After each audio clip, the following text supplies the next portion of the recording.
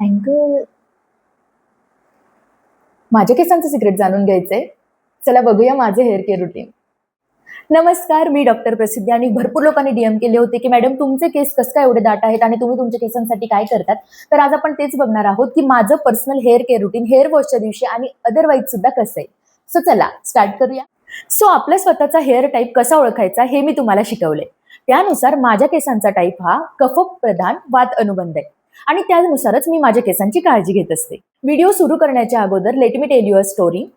So मी एक hypothyroidism warrior, PCOS warrior आणि फॅटी लिव्हर वॉरियर आहे. आणि त्यामुळे माझे केस इतके गळत होते, एवढे डॅमेज झाले होते, खराब थिन झालेले होते.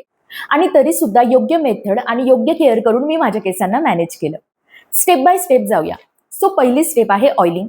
मी माझ्या केसांना कधीही रात्रभर ऑइलिंग करून ठेवत नाही. भरपूर लोकांना सवय असते की उद्या केस धुवायचे म्हणून आज रात्री ते केसांना घास घासून मॉलिश करतात आणि रात्रभर ते तेल केसांमध्ये तसंच असतं.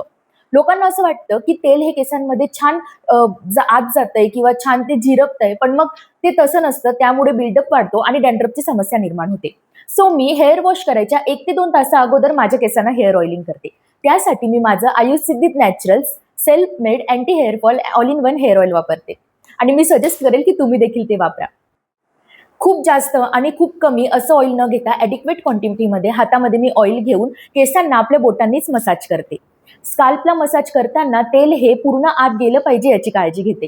खूप जास्तही तेल लावत नाही कारण त्यामुळे बिल्डअप होतो आणि केसांच्या लेंथला सुद्धा ऑइलिंग करत नाही कारण त्यामुळे केसांच्या लेंथ जे आहे ना तर ते खूप चिकट होतात आणि लगेचच डॅन्ड्रफची समस्या किंवा खूप डॅमेज होऊन जातात खालचे केस.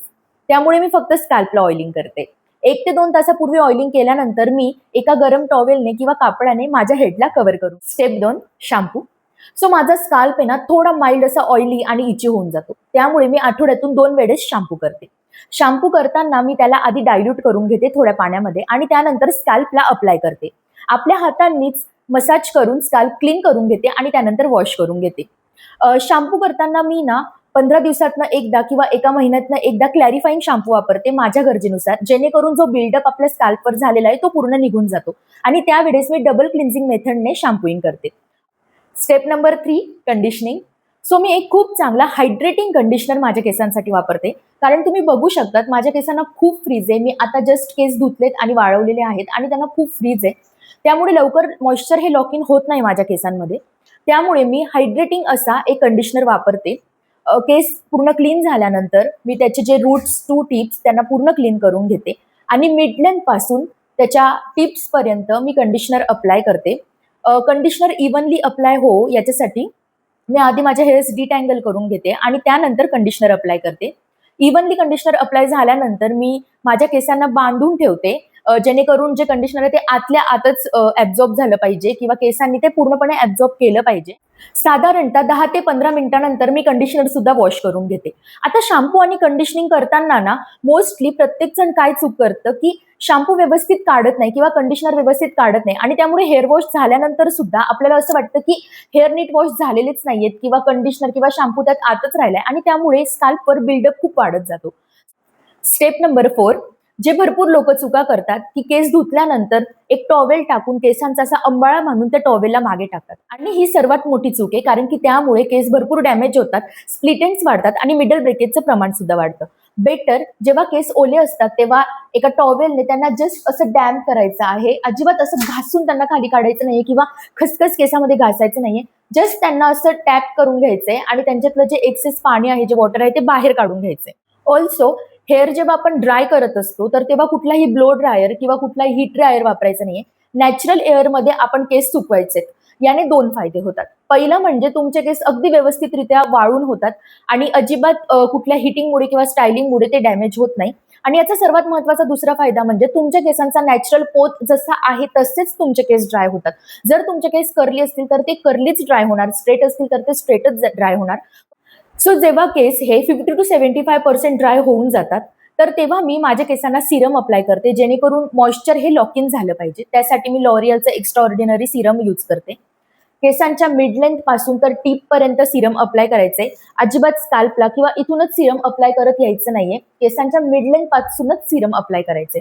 सो आफ्टर अप्लाइंग सिरम मी परत केसांना पूर्णपणे ड्राय होऊ देते आणि त्यानंतर सर्वात महत्वाची स्टेप ही की केसांना असं मोकळं ठेवायचं नाहीये. आता मी तुम्हाला आजच दाखवते. मी माझ्या केसांना पूर्ण मोकळं ठेवलेलं होतं आणि बघा ते कसे झालेत. सो जर केसांना तुम्ही एका वेणीमध्ये सिक्युअर केलं ना धुतल्यानंतर काही वेळ, तर तुमचे केस आहे ना जास्त फ्रीझी होत नाही किंवा ते नॅचरलीच त्यांचा जो नॅचरल बाउन्स आहे तो पर्सिस्ट असतो. आणि आज मी वेणी घातलेली नव्हती किंवा केसांना बांधलेलं नव्हतं, त्यामुळे ते थोडेसे फुललेत आणि फ्रीझी झालेत. सो ही चूक आपण मोस्ट ऑफ टाइम करतो आणि हीच चूक टाळली पाहिजे. सो हे तर हेअर वॉशच्या दिवशीच्या स्टेप्स झाल्या. अदरवाईज माझ्या केसांची केअर करत असताना सर्वात महत्वाची गोष्ट म्हणजे मी आधी नॉर्मल कॉम्स वापरायचे, नॉर्मल प्लास्टिकचे कंगवे, आणि तिथं मी सर्वात मोठी चूक केलेली होती. ज्या दिवसापासून मी वुडन कॉम्सवर शिफ्ट झाले, आय स्वेअर टू गॉड माझे केस एवढे छान झालेले. आधी माझे केस खूप जास्त ब्रेक व्हायचे. जेव्हा मी केस विंचरायची तेव्हा ते गळायचे पण खूप, आणि जेव्हा ते गळत असताना आहे ना असे एवढेसे स्टँड्स त्याचे गळलेले असायचे, म्हणजे ते मिडल ब्रेकेज असायचं. पण जेव्हापासून मी वुडन कॉम्ब यूज करते तेव्हापासून ते मिडल ब्रेकेजेस अजिबात झालेले नाहीत आणि माझे केस खरंच खूप सॉफ्ट मला फील होतात. Second most important thing is me केसांना शक्यतो खूप कमी वेळा स्टायलिंग करते. रोजच स्ट्रेटनर किंवा रोजच कर्लर मी अजिबात यूज करत नाही.